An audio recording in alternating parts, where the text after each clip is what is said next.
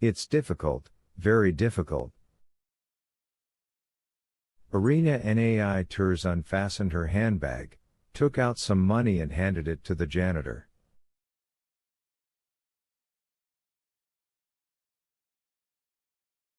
Nikolka turned away, afraid that the man might be honest and protest against this.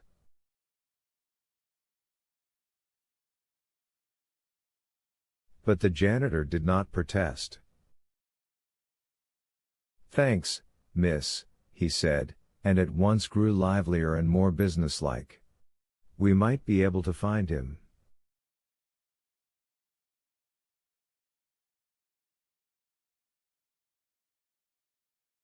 "Only we shall need permission." "We can do it if the professor allows it." "Where's the professor?" asked Nikolka. "He's here, only he's busy." "I don't know whether I ought to announce you or not." Please inform the professor at once," begged Nikolka. "I shall be able to recognize the body at once."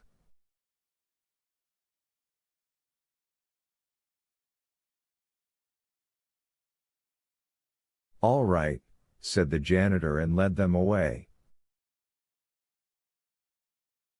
They went up some stairs to a corridor, where the smell was even more overpowering.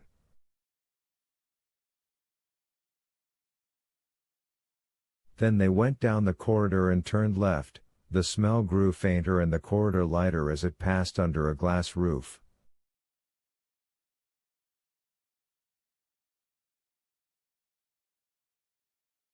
Here the doors to right and left were painted white. At one of them the janitor stopped, knocked, then took off his cap and entered.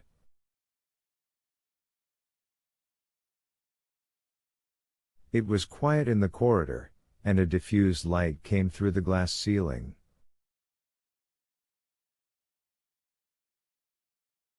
Twilight was gradually beginning to set in. At last the janitor came out again and said, "Come in." Nikolka went in, followed by Irina Nai Turs. Nikolka took off his cap, noticing the gleaming black blinds drawn down over the windows and a beam of painfully bright light falling onto a desk, behind which was a black beard, a crumpled, exhausted face, and a hooked nose.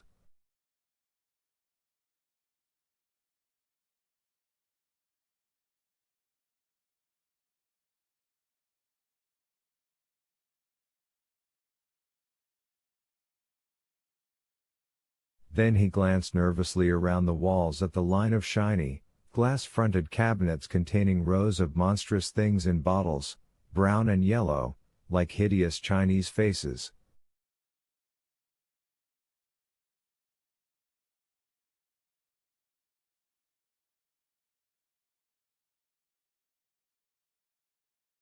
Further away stood a tall man, priest-like in a leather apron and black rubber gloves, who was bending over a long table.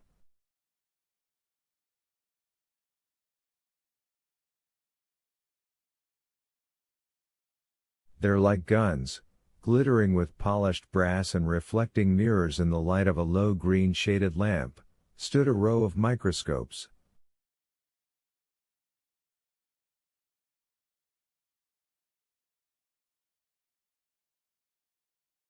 "What do you want?" asked the professor.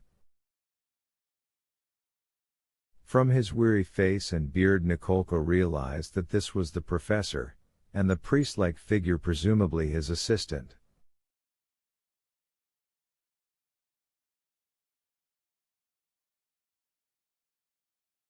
He stared at the patch of bright light that streamed from the shiny, strangely contorted lamp, and at the other things, at the nicotine-stained fingers and at the repulsive object lying in front of the professor, a human neck and lower jaw stripped down to the veins and tendons, stuck with dozens of gleaming surgical needles and forceps.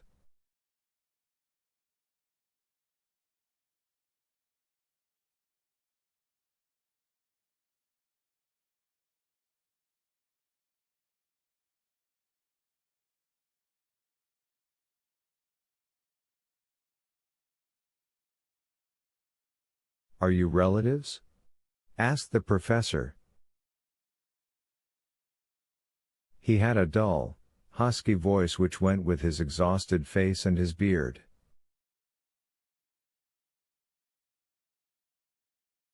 He looked up and frowned at Irina Nai Turs, at her fur coat and boots.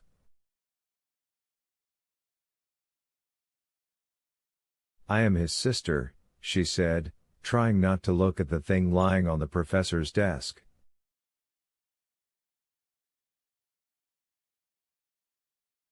There, you see how difficult it is, Sergei Nikolaevich.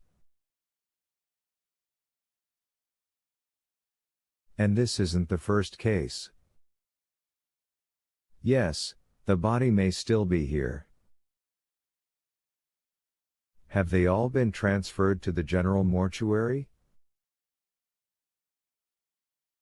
It's possible, said the tall man, throwing aside an instrument. Fyodor! Shouted the professor. Hash! No, wait here.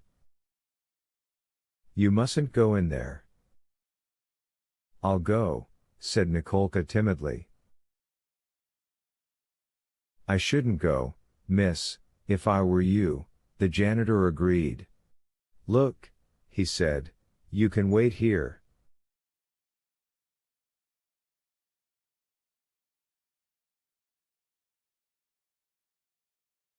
Nikolka took the man aside, gave him some more money and asked him to find a clean stool for the lady to sit on.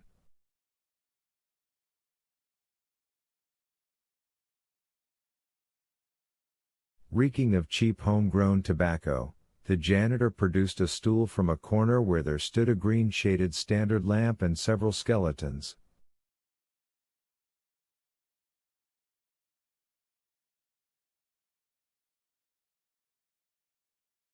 Not a medical man, are you, sir? Medical gentlemen soon get used to it. He opened the big door and clicked the light switch. A globe-shaped lamp shone brightly under the glass ceiling.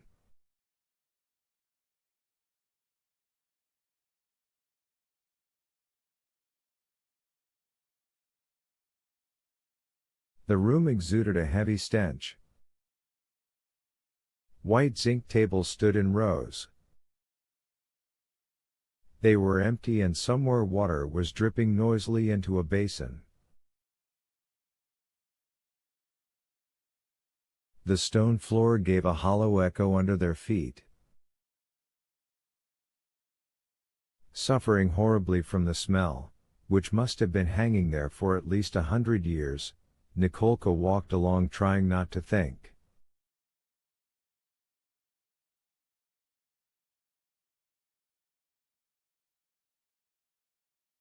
The janitor led him through the door at the far end and into a dark corridor, where the janitor lit a small lamp and walked on a little further.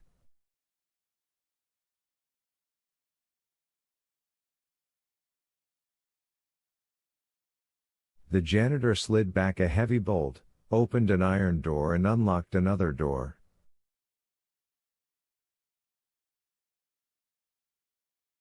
Nikolka broke out in a cold sweat. In the corner of the vast black room stood several huge metal drums filled to overflowing with lumps and scraps of human flesh, strips of skin, fingers and pieces of broken bone.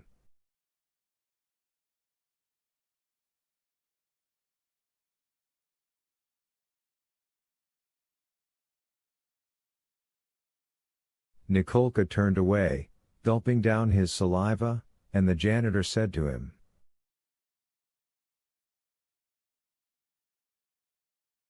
"Take a sniff, sir." Nikolka closed his eyes and greedily inhaled a lungful of unbearably strong sal ammoniac from a bottle.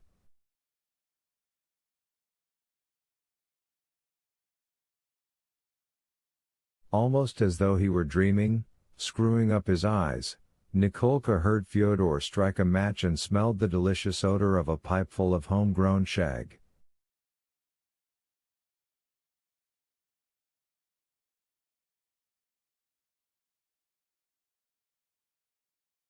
Fyodor fumbled for a long time with the lock of the elevator door, opened it, and then he and Nikolka were standing on the platform.